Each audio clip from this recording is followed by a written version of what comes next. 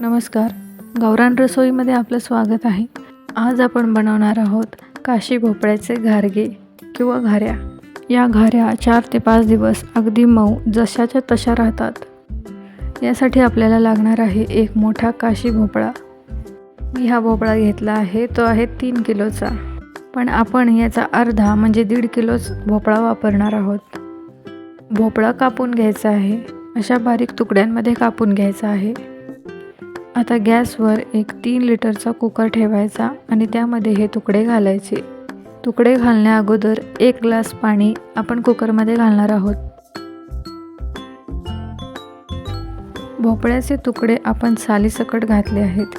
याचं कारण असं की कच्चा असताना भोपळ्याचं साल काढणं अवघड असतं. भोपळा कुकरमध्ये घालून झाला आहे. आता कुकरचं झाकण बंद करूया आणि याच्या 4 शिट्ट्या काढायच्या. 4 शिट्ट्या काढून झाल्यानंतर भोपळा असा दिसेल. आता एका मोठ्या परातीत भोपळ्याचा गर काढून घ्यायचा आणि साल वेगळी करून घ्यायची. मी चाकूच्या सहाय्याने साल बाजूला काढत आहे.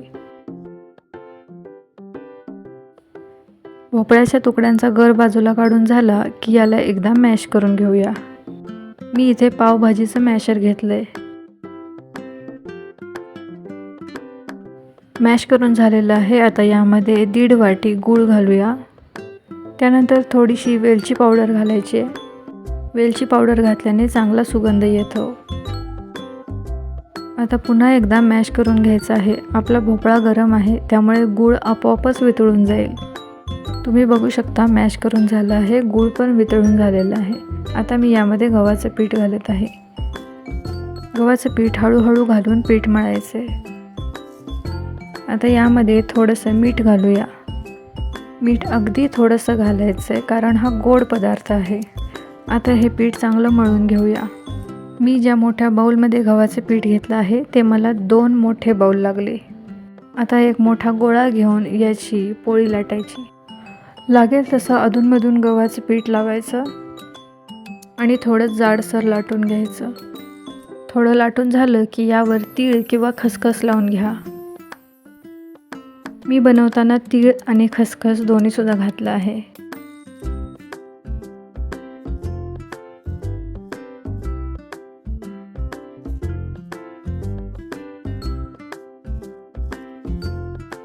लाटून झालेलं आहे. याची जाडी अशी ठेवायची. आता एका छोट्या वाटीच्या सहाय्याने मी याच्या पुऱ्या काढत आहे. यालाच भोपळ्याचे घारगे किंवा घाऱ्या म्हणतात.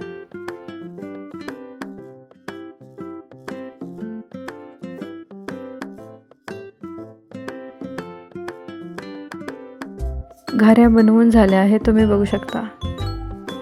आता एका कढईमध्ये घाऱ्या तळण्यासाठी मी तेल काढत आहे. तेल थोडं जास्त घ्यायचं.